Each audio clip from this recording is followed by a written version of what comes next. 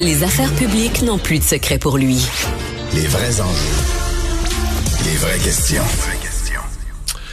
Alexandre, on a parlé de la subvention à ce tournoi de golf, mais là, aujourd'hui, ce dont on parle, c'est des problèmes, au-delà du golf et des birdies, là, mais des problèmes pour les résidents de l'île Bizarre. Pour ce qui se passe sur le terrain, c'est pas trop compliqué. Là, c'est les Américains qui ont dominé complètement l'équipe internationale après la première journée. C'est déjà 5-0. Bon, maintenant que ceci est dit, c'est les problèmes de circulation vraiment entourant l'île Bizarre. C'était l'enfer. Parce que l'île Bizarre, pour ceux qui ne le sauraient pas, est une île. C'est une île.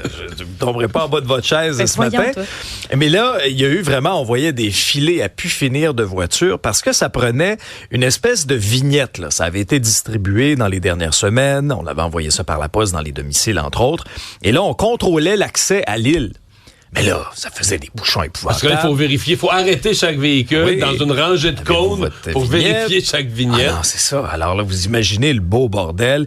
Les gens chialaient. Il y a eu point de presse hier de la Ville de Montréal qui disait, entre autres, bon, là, les fameuses vignettes, là, en dehors des heures d'opération du tournoi, on les vérifiera plus. Alors là, ça va un peu répartir la congestion. On a annoncé d'autres mesures, mais ça vient juste en rajouter une couche sur toute la grogne entourant cet événement-là. Il y a des commerçants qui disent on a perdu 15-20% de notre chiffre d'affaires. Les organisateurs disaient on a rencontré la mairesse la première fois jeudi lorsqu'elle s'est rendue sur le terrain. Puis, je me demande, Mario, cette année, c'est pas une bonne année pour l'organisation d'événements d'envergure à Montréal. Pensons au Grand Prix, entre autres, puis le rayonnement à l'international de Montréal. Pas pour les bonnes raisons. T'sais. Mais dans ce cas-ci, faut... Les gens sont quasiment prisonniers de leur île. Je veux dire, c'est comme le temps du tournoi. Si t'es un résident de là, si t'as un chalet, tu t'en vas au chalet, tu quittes ta résidence. Sinon, tu dis à ton boss, moi, télétravail. Tu fais le plein de nourriture dans les armoires ou dans le frigo, puis tu dis à ton boss, je suis en télétravail. Mais je voyais des cas extrêmes, dire des gens, par exemple, qui se font livrer des médicaments. La pharmacie devait livrer des médicaments, plus moyen. Un livreur peut pas faire un aller-retour de 4 heures pour une livraison. Là. Non, des problèmes de transport scolaire aussi avec des enfants là, qui seraient restés quand même coincés très, très, très longtemps dans le trafic. Des enfants qui avaient besoin d'aller aux toilettes. Je vous épargne les détails, là. Mais ce qu'on rapportait, c'était toutes sortes de problématiques. Est-ce que ça va être mieux aujourd'hui? Là, la fin de semaine arrive, il y aura peut-être moins de trafic, mais j'ai l'impression qu'on l'a un peu échappé. Ouais. On va aussi se parler de la visite de M. Macron au pays. Oui, Emmanuel Macron, revenons un peu là-dessus parce que, bon, deux ou trois éléments qui ont retenu quand même l'attention, c'est-à-dire qu'il a rencontré, Justin Trudeau, avec qui il s'entend très, très bien. Ça, oui. On sent la camaraderie entre les deux, bien des sujets qui ont été abordés, dont, bien sûr, les tensions, bande de Gaza, Israël et Liban. D'ailleurs, Emmanuel Macron, au moment de se déplacer, parce qu'il a marché dans les rues du Vieux-Montréal pour aller rejoindre François Legault, qui était à Pointe-à-Calière, qui l'attendait. Il y a des manifestants qui l'ont interpellé. Et M. Macron, comme il a l'habitude de le faire, se défile pas devant les manifestants. Non, puis il est allé leur parler de la situation de la Palestine, de ses démarches sur Netanyahou. Il a fait un crochet et il est allé à leur rencontre. Ils ont discuté quand même pendant de longues minutes ensemble. Mais ce qui a retenu l'attention vraiment de cette journée hier, c'était la chicane de famille entre François Legault et Justin Trudeau, avec vraiment là, M. Macron qui est à côté. Justin Trudeau a planté François Legault. Comme pogné entre les deux. Ah oui, vraiment. Les barbelés dans le quartier Ville-Marie, on avait vu ça. Il y avait même la FIC qui a mis des barbelés pour éloigner autant les sans-abri, les toxicomanes, disent-ils. C'est pas légal. Ben, c'est Yves Poirier, initialement, qui nous avait présenté cette histoire-là. Et là, dans le Devoir, on a une mise à jour ce matin. On a épluché, effectivement, les règlements municipaux. Et semble-t-il que c'est effectivement illégal, un dispositif qui est interdit dans l'arrondissement de Ville-Marie. On voulait donc... Parce qu'il n'y a pas beaucoup d'éleveurs de chèvres ou de bétail dans Ville-Marie. Ouais, c'est plus rare, t'as raison. Et là, il y a certaines déclarations, entre autres du cabinet de la mairesse Valérie Plante dans l'article. Notamment, les propriétaires sont dans leur droit d'utiliser les moyens à leur disposition pour prévenir les intrusions sur leur terrain privé, mais quand on creuse ça, effectivement, le règlement sur les clôtures ne permet pas l'installation de fils barbelés, mais ça témoigne une difficulté de cohabitation dans le secteur quand tu es obligé de te mettre des barbelés sous ta clôture pour éviter toutes sortes d'incivilités, consommation de drogue. Quoi? C'était la grosse entreprise capitaliste qui faisait ça. On dirait, t'es carré, il se fout des pots. Un syndicat. Mais là, c'est la FIC. syndicat social. Ça veut dire. Puis je suis pas en train de blâmer la FIC, je suis en train de dire. Il faut qu'il soit désespéré pas à peu près. Oui, là. ça illustre là, vraiment là, un malaise. Là. Ça illustre vraiment là, une problématique, puis surtout l'inaction pour la régler. Là. Quand t'en arrives à là. Les dettes qui continuent de causer des ennuis à Normand Laprise, qui a déjà fermé certains de ses restaurants, mais là, est-ce que le Toqué, peut-être une des grandes institutions de restauration à Montréal, est-ce que le Toqué pourrait être menacé? Ben, en tout cas, on tente de sauver le vaisseau amiral. Là. C'est le journal qui nous apprend ce matin qu'après la faillite de 3 de ces entreprises, c'était en février dernier, le chef Normand Laprise, effectivement, tente de sauver le restaurant Toqué, qui est une institution. Alors, on nous dit que les dettes de l'établissement sont à 1,95 million et là-dessus, il y a un prêt à la Banque Royale de 871 000. Il y a une proposition qui a été faite aux créanciers et de ce qu'on en comprend, le sort de ce célèbre restaurant-là est maintenant entre les mains de la Banque Royale et la société en commandite, Restaurant Toqué, donc offre 200 000 $ sur le 871 000, donc 25 % de la valeur du prêt. C'est vraiment une situation on s'aperçoit aussi que la pandémie, la COVID a fait mal à cette institution-là, qui en ce moment, actuellement, oui, parce une qu'à mon avis, un restaurant peut vivre. Mais est-ce que tu peux rembourser une fois que tu as 1 million de dettes? Est-ce que tu peux générer assez de liquidités pour payer les intérêts sur la dette et rembourser le capital sur la dette une fois que tu as payé ton personnel, ta nourriture, etc.? Et c'est vraiment ça, parce qu'aujourd'hui, le Toqué est profitable. Mais à un moment donné, est-ce que le puits est tellement creux qu'on ne sera pas capable de remonter à la surface? C'est entre les mains de la Banque Royale. Et il y a Mary Simon, finalement, qui s'explique. Oui, explication de la part de Mary Simon dans la foulée de tout ce qui s'est passé. Là, sa visite, entre autres, dans un organisme communautaire de Lévis qui s'est passé presque exclusivement en anglais, à l'exception de « Bonjour, comment ça va? » Puis le lendemain, sans préavis, elle a annulé sans explication une autre visite qu'elle avait prévue. Alors là, tu sais, on est en droit un peu de spéculer. Est-ce que c'est de cause à effet? Est-ce que c'est le malaise linguistique? Puis je vous rappelle que les contribuables canadiens y ont payé pour 28 000 $ de cours de francisation, 180 heures et plus. Alors là, Mary Simon, via communiqué, a expliqué un petit peu les faits. Puis je vous laisse en juger, puis je suis curieux de t'entendre, Marie, aussi. Je te lis 2 extraits, OK?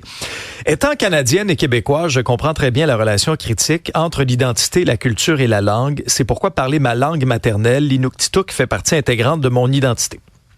C'est quoi le rapport? C'est intéressant, mais ça n'a pas rapport. Non, ça n'a pas rapport avec le malaise. Autre extrait. Je reste fidèle à ce que j'ai dit dans mon discours d'installation. Je m'efforcerai de jeter des ponts entre les diverses origines et cultures qui reflètent le caractère unique et prometteur de notre grand pays. Eh bien. Voilà. C'est toujours pas d'explication sur le fait que... Non, c'est une lettre intéressante, générale, mais qui fournit aucune des... En fait, c'est une lettre qui prétend répondre à une situation, mais qui n'en parle pas essentiellement. Non, mais pourquoi, en quoi, mettons, elle ramène toujours la question autochtone à l'avant-plan? Mais personne n'y reproche ça. Il y a personne qui reproche ça. Il y a personne qui souligne ça. Non, c'est une lettre qui est pas... C'est une lettre qui est valable, mais qui répond pas à l'enjeu auquel elle prétend répondre. Parce qu'elle fait ça un jeudi soir, après 2 jours de controverse, mais ça répond pas à aucune des questions soulevées, notamment par les gens des organismes là, qui... Mais c'est parce qu'au Pignon Bleu, le deuxième organisme qu'elle devait visiter, j'ai parlé à la directrice générale hier qui me disait, nous autres, on voulait quand même que la visite, elle se passe en français. On a insisté pour que la visite se passe en français. Est-ce que c'est ça qui a accroché? On se pose la question. Et tu nous en poses une question, Isabelle. Oui. Quand vous allez visiter une ville, là, vous voyagez, qu'est-ce que vous aimez de la ville? Qu'est-ce qui fait là, que vous vous dites, toi, ici, j'ai bien aimé mon passage? L'architecture, la bouffe. C'est ce qui vient, toi, Alex? On se rejoint. Moi aussi, l'architecture, l'histoire. Moi, je suis quelqu'un qui aime beaucoup l'histoire. Je me rallie, l'histoire. Le sentiment aussi de sécurité. J'aime me promener à des endroits où je peux circuler aisément, sécurité. Ouais. C'est ça. Ben, tu vois, puis moi, j'ajouterais à ça, parce que je trouve que tout ça, c'est vrai. Puis moi, j'ajouterais la culture. Quand on voit des artistes de rue déambuler, quand on voit des fresques sur les murs, on va visiter les églises, ça fait un peu partie de l'histoire. Mais tu sais, quand on a ce sentiment-là de se dire, c'est vivant, c'est le fun. Ben, c'est pour ça que... Là, j'ai l'Irlande en tête. Ah oui, hein? Des gens qui jouent du violon, qui chantent partout au coin des rues. Ben, moi, ça m'est arrivé à New York en fin de semaine, à Central Park. J'ai vu des stories. J'ai vu des publications. Park, t'as vu des super-héros. pour vrai, j'ai pleuré. C'était tellement beau. Il y avait un jeune homme qui jouait du drum. Il y avait des gens qui le regardaient. Tu marches un peu plus loin, il y en a un qui joue de la musique, là, les classiques. Là. Il a son petit ampli, puis il interprète les Backstreet Boys, puis Justin Timberlake. Puis un peu plus loin, il y a une prodige du violon. Puis à un moment donné, on arrive devant 5 hommes, dans la cinquantaine, soixantaine. Puis eux autres, ils chantent. Ils ont un petit violoncelle, là, mais sinon, les harmonies se font qu'avec le violoncelle. C'était franchement beau. Tout le monde regardait. Il y avait quelque chose qui se passait là. J'ai envie de vous faire entendre un extrait. Ça sonne comme avec mon sel, mais il s'est passé quelque chose à ce moment-là où il n'y avait pas un son. Tout le monde observait ce qui se faisait. Puis c'est là que j'ai pleuré de beau. Ah. OK. On n'a pas l'extrait, ça part pas. Veux-tu nous le refaire? C'était fabuleux parce que les 4 hommes avaient des harmonies vocaux comme personne. Et puis, il y avait le violoncelliste qui était là. Il y avait une espèce de communion. Tu voyais que c'était pas nécessairement des gars qui étaient riches. Il y avait une musicalité là-dedans. Puis je me disais, c'est fantastique parce que les autres, là, c'est pas de l'investissement de millions de dollars dans un show. Là. C'est quelque chose qui est à hauteur d'homme. Puis je trouvais qu'il y avait quelque chose, ça apportait de l'ambiance. Puis je vous parle de cet exemple de New York qu'on va peut-être entendre tantôt parce que hier, j'ai trouvé ça excessivement beau de voir des citoyens mobilisés devant le La Tulipe. Devant le La Tulipe pour dire, hey, nous autres, on y tient à notre théâtre. On a ton violoncelle.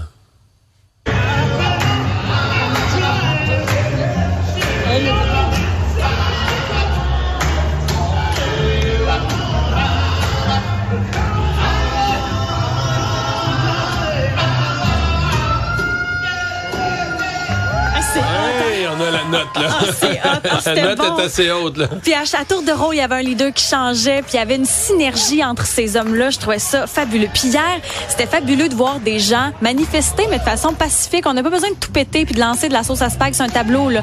Tu sais, il y avait des gens qui se mobilisaient dans la rue pour dire, hey, ben nous autres, on y tient à notre théâtre, La Tulipe. Je trouvais ça franchement beau. Hier, il y avait des klaxons, des trompettes, il y avait des percussions aussi, un genre de spectacle improvisé par une initiative citoyenne. Puis je me disais, ben c'est ça, le public a une voix aussi. Le public a le droit de lever la main puis de dire, eh ben nous, ça nous plaît pas. Je trouve que souvent, on se déresponsabilise. Tu sais, hier, c'est ça qui est arrivé. Devant le La Tulipe. Oui, il y a quelqu'un qui s'est improvisé, on le voit sur les images, et qui s'est improvisé chef d'orchestre. Puis je trouve qu'on a une responsabilité là-dedans, puis que la culture, c'est important. J'ai parlé avec des artistes de rue il y a quelques années qui disaient, nous, à Montréal, on en fait de moins en moins de l'art de rue parce que c'est compliqué maintenant avec les nouvelles réglementations. On va à Québec. C'est beaucoup plus simple. Puis je me dis, ben non, il faut se lever pour ça, puis il faut manifester qu'on a besoin d'avoir des artistes de rue chez nous pour rendre la ville vivante. Fin de semaine, on aurait besoin de soleil. Il y en aura du soleil. Oui, puis on pourra entendre des petites harmonies comme ça dans les rues, peut-être parce que le soleil va briller jusqu'à mardi, des maximums entre 21 et 22. C'est chaud pour le temps de l'année, on l'apprécie. On n'a pas eu beaucoup de pluie, par contre. Hein? On en aura peut-être en milieu de semaine prochaine. C'est arrosage des gazons, ça fait du bien. Une autre vision de l'actualité.